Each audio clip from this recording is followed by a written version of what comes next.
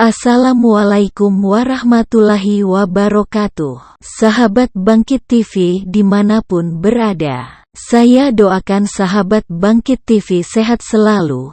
Kembali lagi menurut Faizal Assegaf, pendiri NU itu Muhammadiyah. NU adalah organisasi besar dengan kualitas prestasi enol besar. Berikut cuplikannya. Jangan pernah gertak orang. Jangan ajarkan saya dengan kejujuran.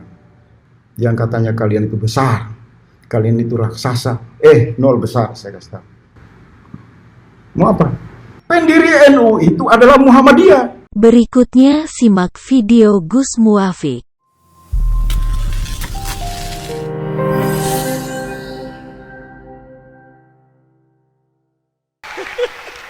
Cinta itu ekspresif. Ketemu pacar jauh, yes. Ya kan? Cinta itu tidak usah terus apa itu? Anta syamsun, anta badrun, gulu, berlebihan. Biasa aja bagi anak muda NU. Itu tidak berlebihan, karena cinta itu memang berlebihan dalam merayu. Dek, wajahmu seperti purnama. Ini cinta. Apa itu musyrik? Ya Rabbi bil Mustafa balik maqasidana. Kalau itu musyrik, rayuan cinta juga musyrik. Dek, aku tidak ketemu denganmu sehari saja, mati aku. Loh, itu musyrik loh itu kalau dalam bahasa fikih, tapi ini bahasa cinta. Saya sering contohkan, makanya Bang Haji Rumah Irama pun ketika jatuh cinta kalimatnya musyrik. Ku tahu rumus dunia. Musyrik, emang kamu ngerti rumusnya dunia? Cinta itu berlebihan. Ini saya ngerti namanya muridnya ulama yang nggak mau dimong ulama, nggak ngerti begini.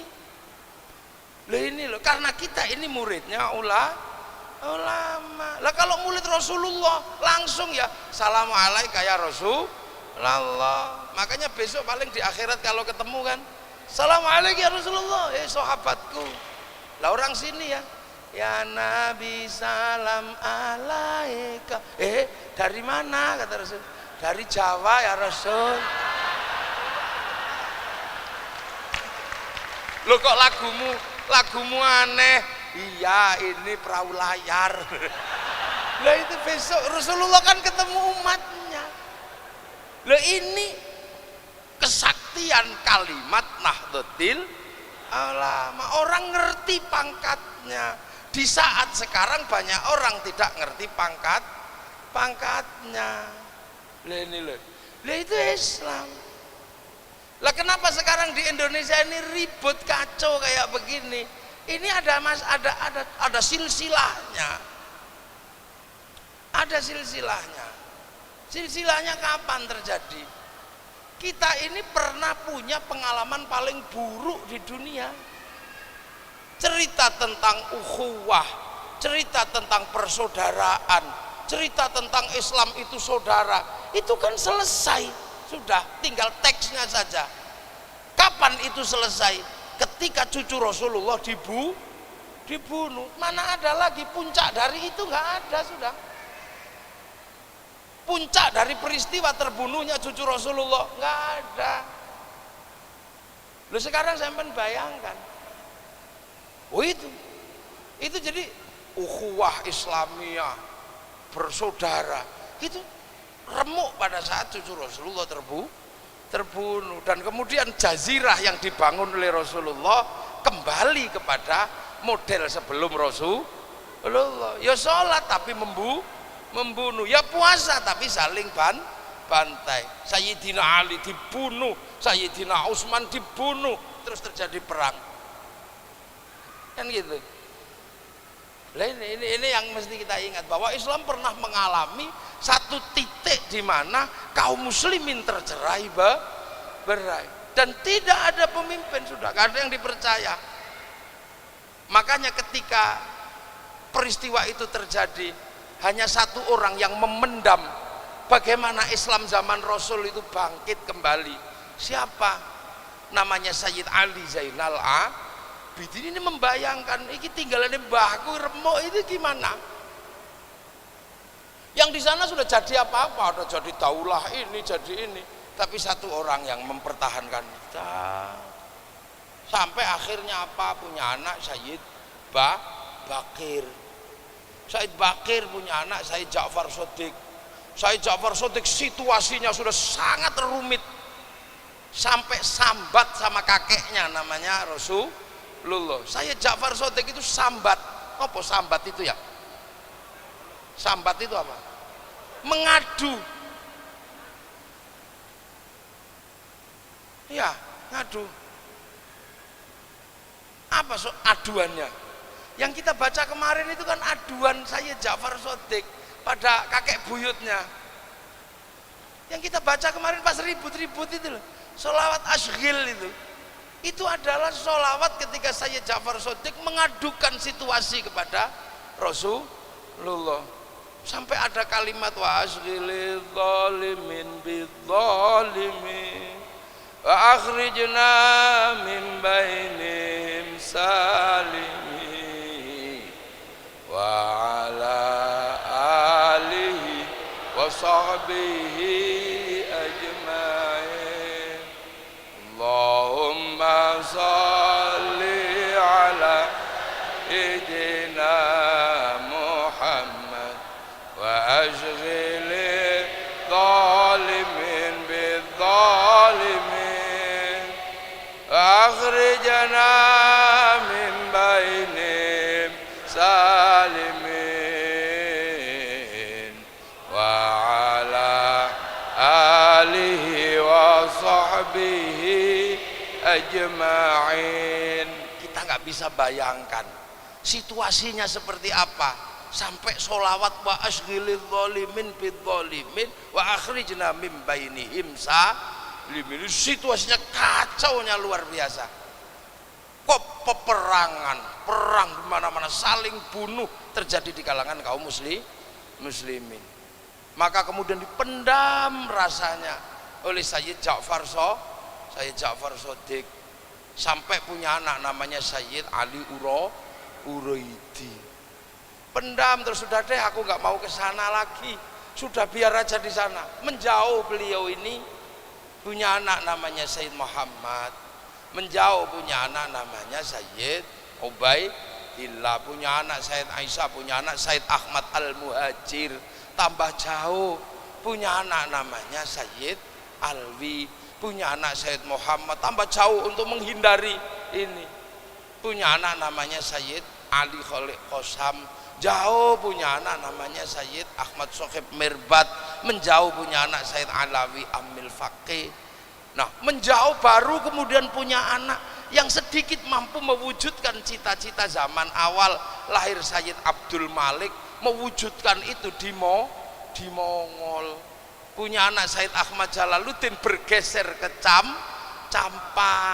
Di Campa punya anak Sayyid Muhammad bergeser ke Pasir.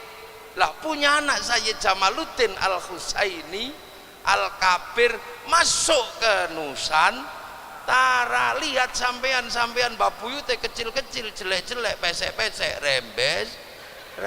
Ini gimana ini? Untuk menciptakan, membawa ajaran Rasul. Kemudian punya anak namanya Sayyid Ibrahim Asmoro Kondi. Lah punya anak Raden Rohmat Sunan Ampel. Mah ini baru kita mulai kebagian agamanya Allah Subhanahu wa ta'ala. Gimana cara di Arab ributnya seperti itu padahal satu bangsa. Lah di sini bagaimana keadaannya ketika berhadapan dengan puluhan bangsa ini? Bagaimana Islam mensikapi situasi seperti ini?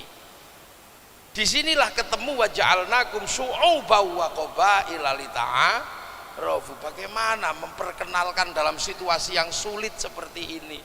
Disinilah akhirnya membangun citra Islam yang ada di Nusantara, mulai ketemu dengan Hindu, mulai ketemu dengan Buddha, mulai ketemu dengan agama lokal, sampai akhirnya mampu bikin formulasi model Islam yang ada di Indonesia. Model Islam di sini, berhadapan di sini gimana situasinya?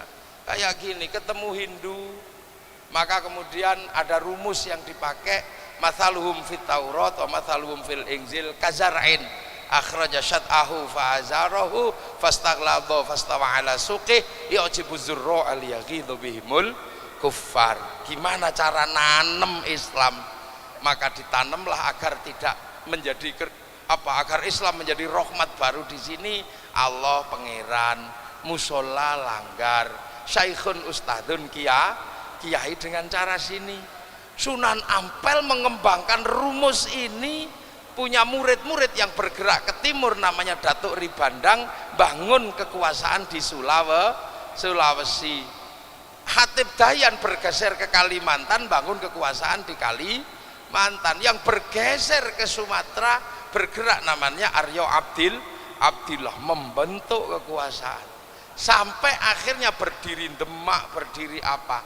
Nah, yang di Timur Tengah apa? Tumbuh kekuasaan besar namanya Daulah Utsmaniyah yang ada di Turki. Di sini berbeda, di sini tidak kesentuh sama sekali yang namanya daulah. Di sini trial and error. Bahkan Islam di sini ketika diajar sama Portugis sendiri orang sini ngadepi, tidak ada yang bantu. Kesultanan Malaka diajar Portugis tahun 1515 sendiri, gak ada yang bantu. 350 tahun perang sendiri, tidak ada yang bantu. Sampai akhirnya dengan kecerdikan para ulama menghasilkan apa? Puluhan bangsa bersatu dalam satu negara, Kesatuan Republik Indonesia. Ini dan ini diteruskan terus. Punya murid, nak punya anak namanya Sunan Bonang. Sunan Bonang ajarannya teruskan Sunan Kalijaga. Sunan Kalijaga ajarannya diteruskan Sunan Geseng, diteruskan Mbah Sambulasem, teruskan Mbah Pangeran, diteruskan sama Mbah Jabar, teruskan Mbah Sufyan, teruskan Mbah Abdul Halim, teruskan Mbah Abdul Wahid, teruskan Mbah Khairon, teruskan Mbah Asy'ari, punya anak Kiai Hasyim Asy'ari, pendiri Jam'iyah Nahdlatul Ulama. Duh, ini gila ya. Nah, ini jadi NU itu berdiri 1926 sebagai apa? Sebagai Jam'iyah, tapi isine NU bergerak dari zaman Rasulullah sampai ke Nusantara secara utuh, tidak dikurangi satupun. Tapi diwadahi tahun 1926 lahir Jam'iyah. Kenapa? La islama illa bi quwwatin wala quwwata illa bi jama'atin wala jama'ata illa bi imaratin wala imarata illa bi ta'atin la ta'ata illa fi ta'atillah.